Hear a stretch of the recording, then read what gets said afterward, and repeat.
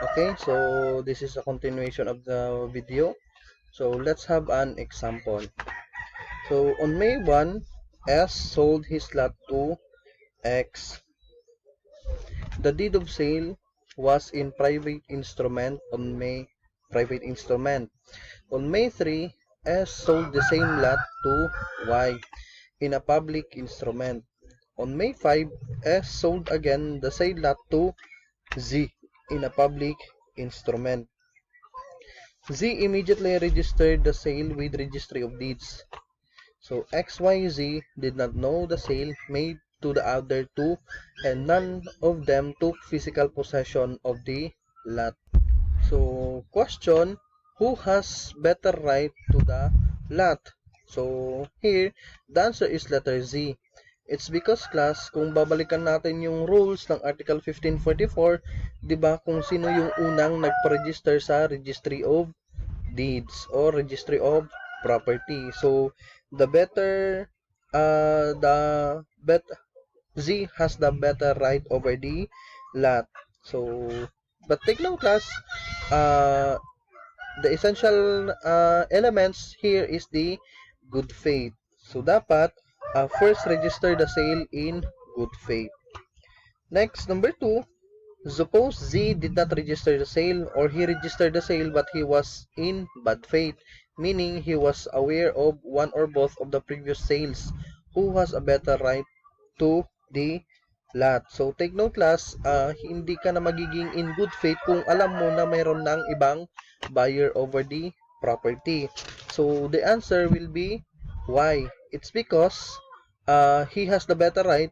He was the first to take the possession in good faith. Since the sale to him was in a public instrument, 'di ba? Si Y, public instrument.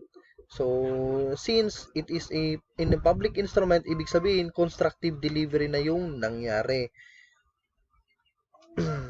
So, answer for number 2.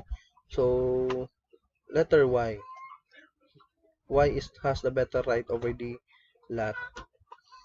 Next, number 3, suppose all the sales were in private instrument. So, walang public instrument na nangyari.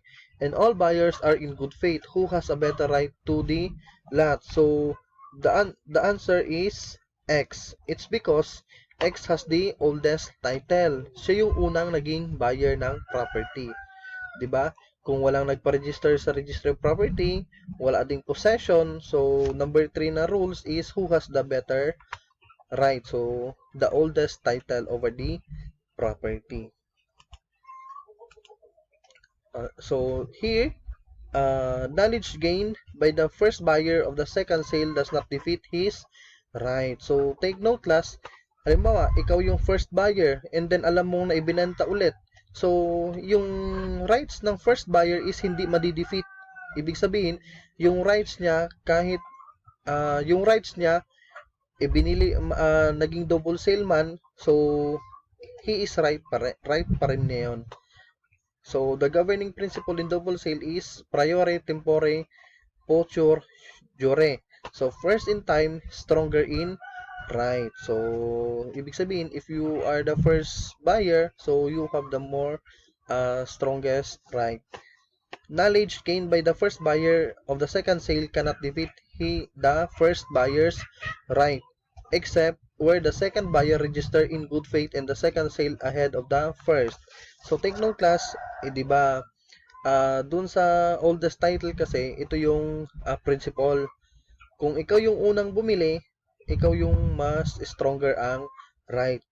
Kasi nga, hindi yun makukuha ng second buyer unless lang kung yung second buyer, pina-register niya in good faith. So, take note of that. So, however, knowledge gained by the second buyer of the first sale defeats his right even if he is the first to register the second sale. Since such knowledge tends to register his prior registration with bad faith. So, take note class, if you are the second buyer or third buyer and so on, since alam mo na meron ng first buyer, ibig sabihin, in bad faith ka na kaagad. Why? Kasi nga, let's say for example, second buyer ka, tapos as a second buyer, alam mo na ibinenta na sa iba. And then, alam mo, yung first sale, hindi siya pinaregister sa Registry of Property.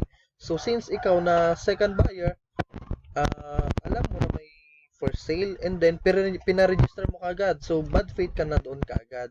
Kasi nga, parang instances dyan ng batas is parang inaagaw mo yung property na ibinenta na sa iba. So,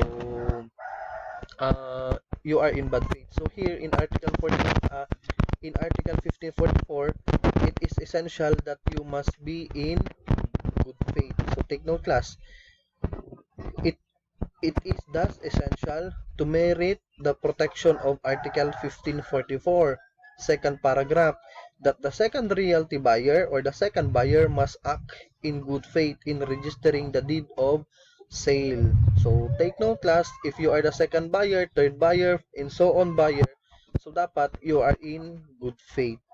So, just like sa case ni Fudot versus Catleya Land Incorporated with GR number 171008, September 13, 2007.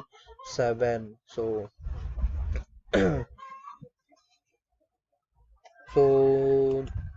next. So, dito class, sa case din ni Tanglaw versus Parungaw with GR number 1669913, October 5, 2007. So, ito yung facts. Si Buyer 1 bought a lot from S Realty for 1,400,000, giving a down payment of 600,000. Balance was to be paid within 1 year from execution of the contract under an agreement that Buyer 1 could apply for a loan to pay the balance. So, take note, class, si Buyer 1 daw is mag-a-apply ng loan and then i-collateral niya yung lupa na binili niya. Ngayon, in the meantime, si Buyer 1 introduced permanent improvements on the property consisting of building and concrete perimeter fence. So, take note, class, si Buyer 1 take the possession over the property. And then ngayon, Buyer 1 failed to pay the balance. So, hindi nabayaran ni Buyer 1 yung balance because si S Realty refused to deliver the title to the property which was required in Buyer 1's application for loan. So, di ba? Hindi nakapag-apply si Buyer 1 ng loan. It's because wala nga yung titulo ng property. Hindi ibinigay ni seller or ni S Realty yung title kay Buyer 1. So, ngayon, S Realty then sold to Buyer 2. So, ibinenta ulit ni S Realty yung lupa, the same land to Buyer 2, who forcibly opened the steel gate and the building doors and entered the premises. So, pinasok ngayon kaagad ni Buyer 2.